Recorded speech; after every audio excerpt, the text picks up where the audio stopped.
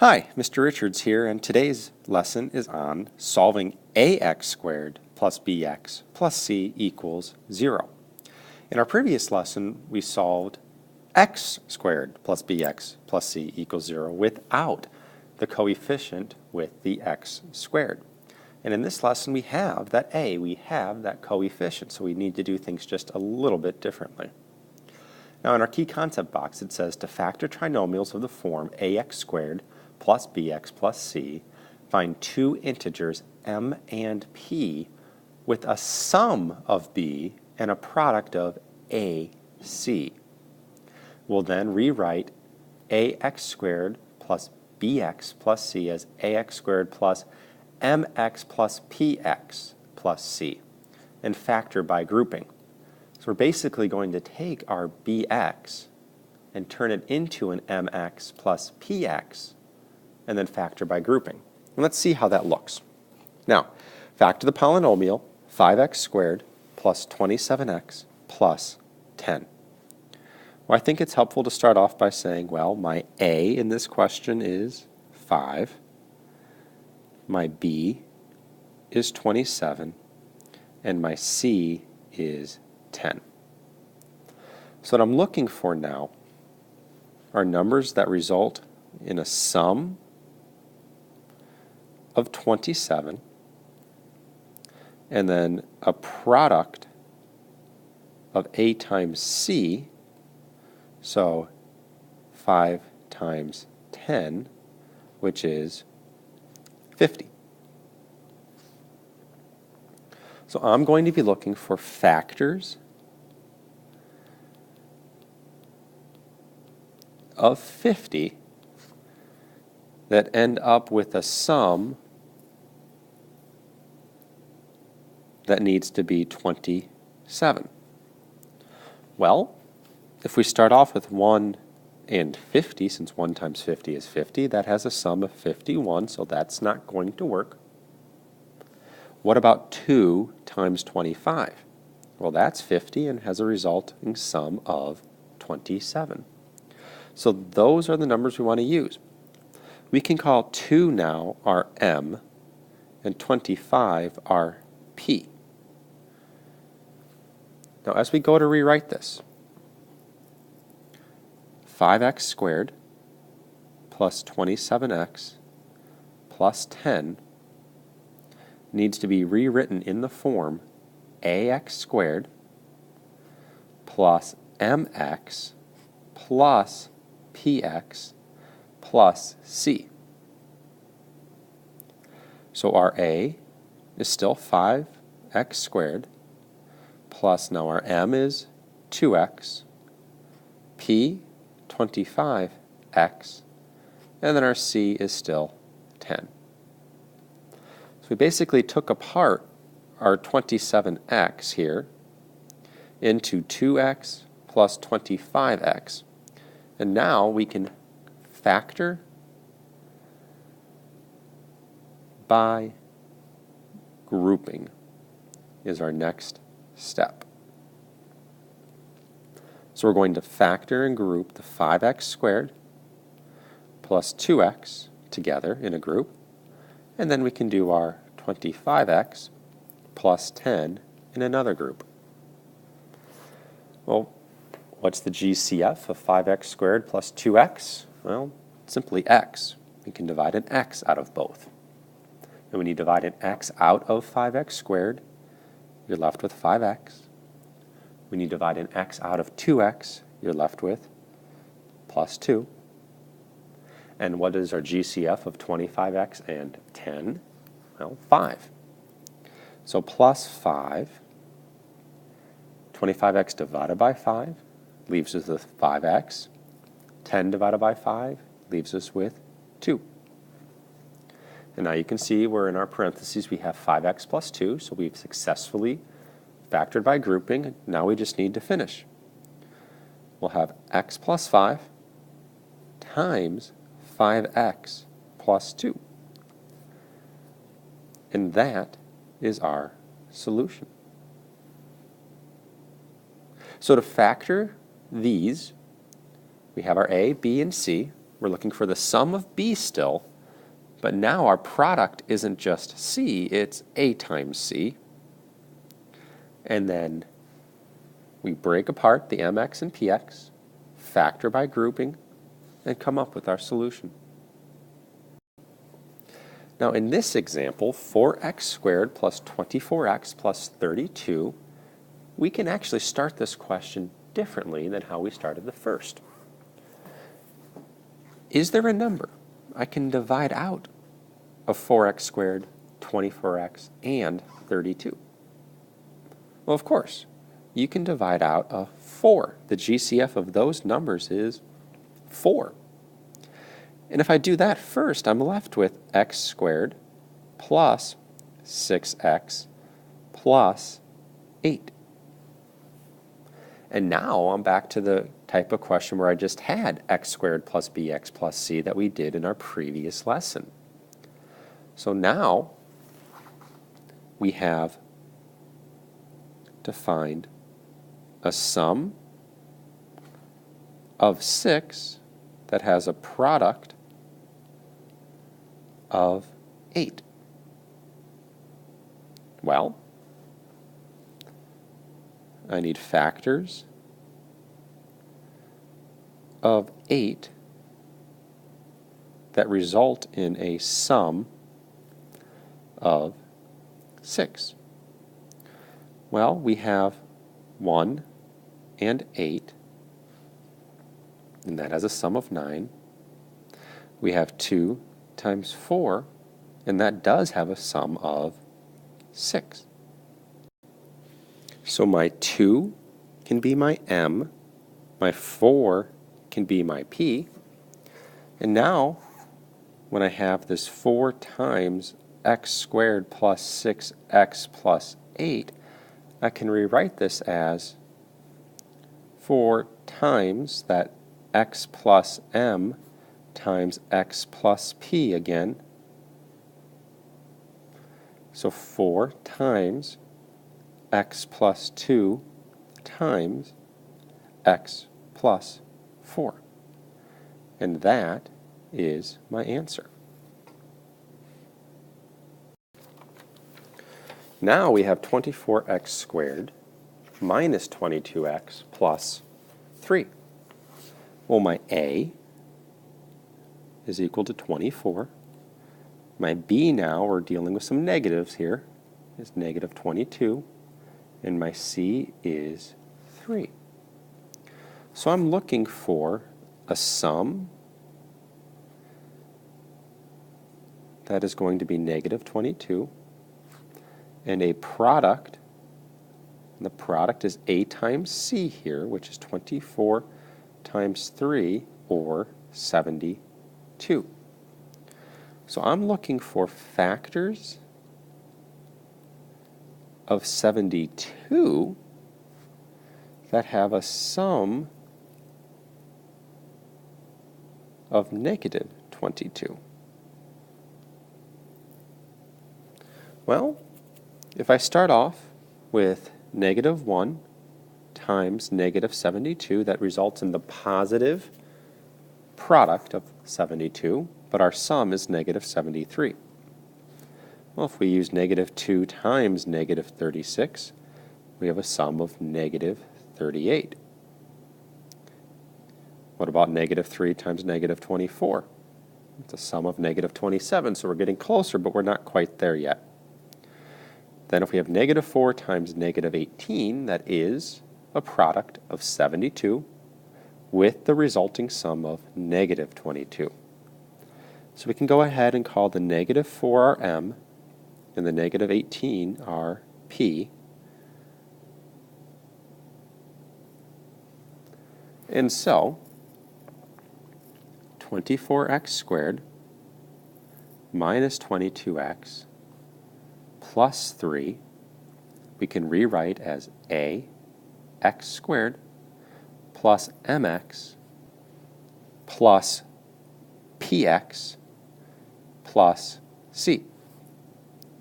So 24x squared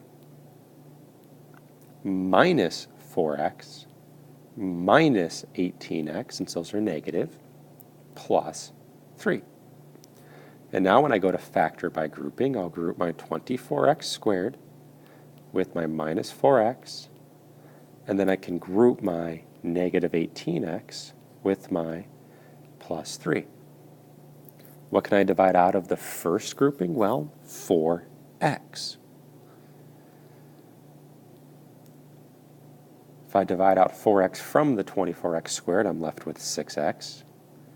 4x divided by 4x, it's going to leave me with minus 1. And then plus, what if I divide out here a negative 3? What would it look like if I divided out a negative 3? Well, negative 18x divided by negative 3 results in the positive 6x, and a positive 3 divided by a negative 3 is minus 1.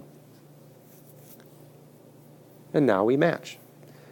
So our final answer is 4x minus 3 times 6x minus 1.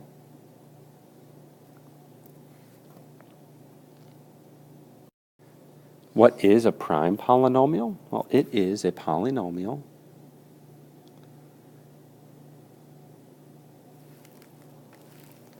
that cannot be written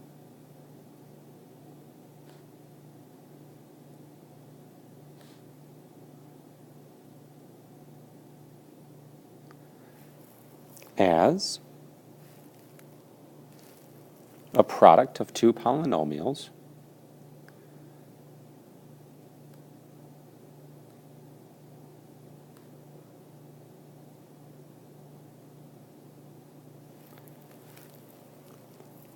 with integral or integer coefficients. Now, factor the polynomial if possible. If the polynomial cannot be factored using integers, write prime. That'll be a prime polynomial. We have 3x squared plus 7x minus 5. Well, a is going to equal 3, b is going to equal 7, and c is going to equal negative 5. So we're looking for a sum of 7 and a product of negative 15, as 3 times negative 5 is negative 15. So we're looking now for factors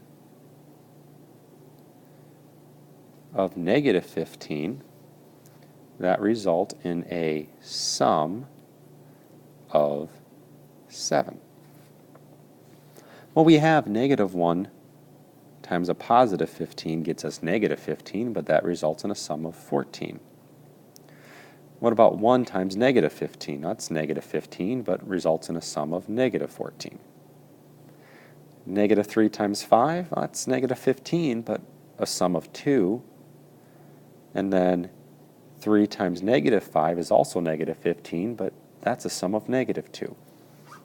So there are no factors whose sum is 7. It can't be factored using integers. So this is an example of a prime polynomial.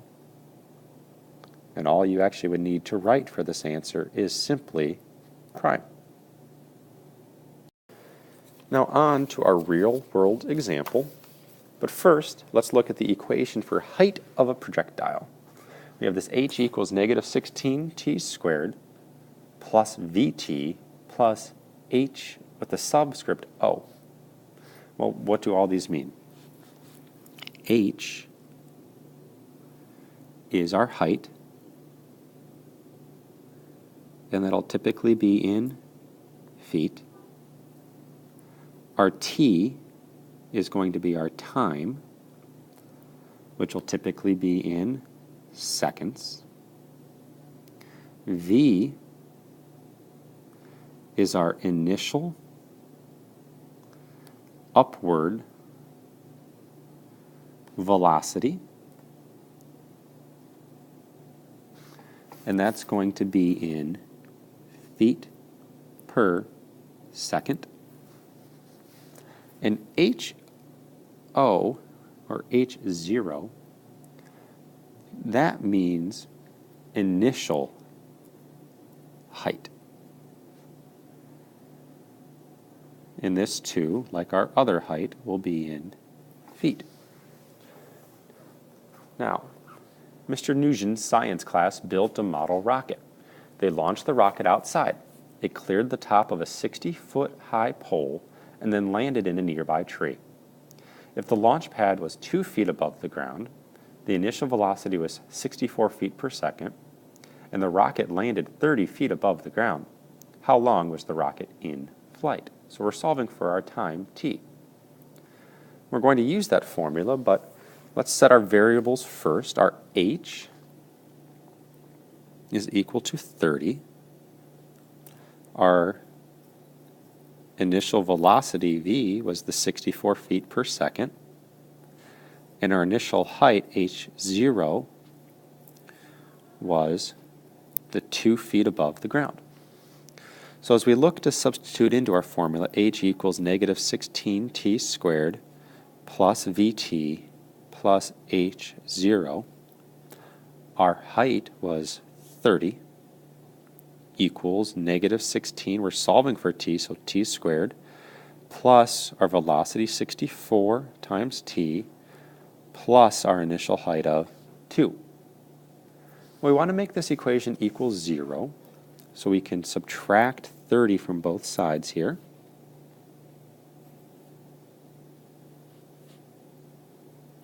And our resulting equation is 0 equals negative 16 t squared plus 64t minus 28. Now, is there anything we can factor out of negative 16, 64, and negative 28? We could actually factor out a 4 here. So we can rewrite this as 0 equals, we'll factor out the 4. And actually, we might as well make that a negative 4. If we divide out a negative 4, we're left with 4t squared minus 16t plus 7. Now, we could do something kind of neat here. Let's divide that negative 4 from both sides.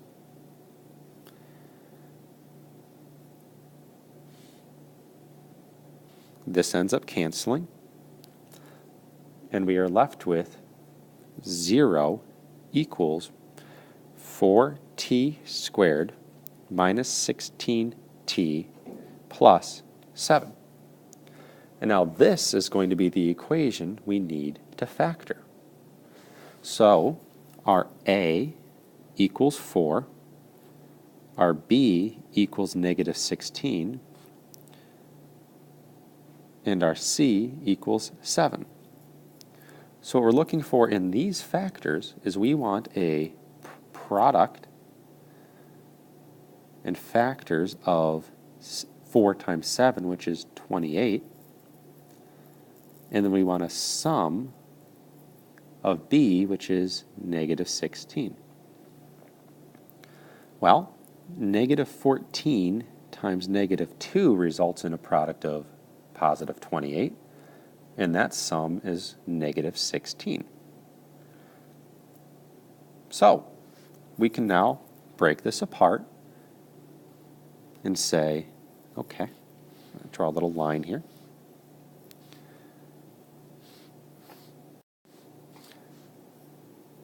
Ax squared plus the mx plus px plus c, and our m we'll call negative 14, our p negative 2. We'll have 4t squared, we'll just keep our t, minus 14t minus the 2t plus 7, and that was equal to 0 still.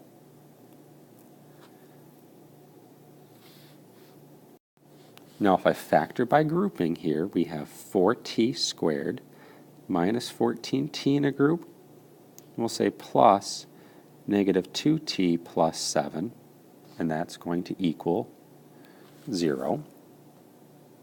Well, what can I divide out of 4t squared and negative 14t? But 2t. So 2t is factored out, and we're left with 2t minus 7. And what can we factor out of negative 2t and a plus 7 to make it match the 2t minus 7? What if I divide out a negative 1? That would leave me with 2t minus 7, and that still equals 0. And now if I regroup this, we're left with 2t minus 1 times 2t minus 7, and that's going to equal 0. And now I can set the 2t minus 1 equal to 0, or the 2t minus 7 equal to 0. And I can go to solve the equation, add 1 to both sides here, and we're left with 2t equals 1. And if I divide by 2 on both sides, I get t equals 1/2. What about the other equation? Well, if I add 7 to both sides, that cancels, and we're left with 2t equals 7, and after I divide by 2 on both sides, I get t equals 7/2, or 3.5, and these are both seconds. Now, we're looking for that final landing time. The ½ second, we can say, was the first time the rocket was at the 30 feet above the ground. But then it kept going up, and then kind of came back down and landed in that tree. And so our landing time was actually the 3.5 seconds. That is it for this lesson on solving ax squared plus bx plus c equals 0. Good luck.